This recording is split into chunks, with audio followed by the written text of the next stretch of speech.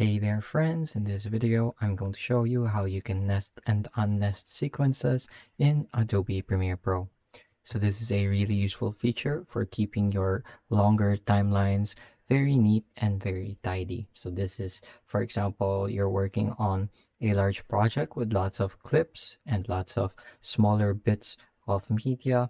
It's a way to keep things organized and less overwhelming. So let's get started.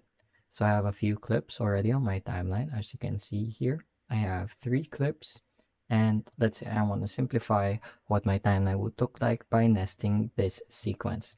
So to get started, I would left click somewhere empty on my timeline and I would highlight all the clips I want in a nested sequence.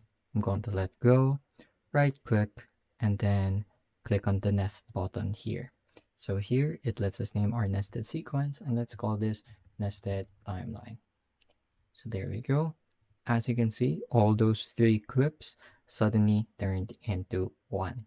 So this also speeds up some processes. So let's say I want to add some adjustments. I can add an adjustment or an effect directly onto this nested sequence and it will affect all the clips inside the group or nest. So if I want to change or edit the clips inside the nested sequence, all I have to do is double click this, and as you can see, it opens a new tab in the timeline, and here are the clips inside the nested sequence. So if I wanted to change some things, maybe their order as so, maybe use the slide tool to move things around a bit as well, I can do so here in the nested timeline. Then all I have to do to go back is click here, and I'm back to the original timeline. If I want to unmess these clips, it's also really simple. All I have to do is highlight all the clips and drag them back into our main timeline.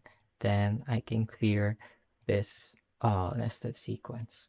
So there we go. That's how you can nest clips and unnest them in a timeline in Adobe Premiere Pro.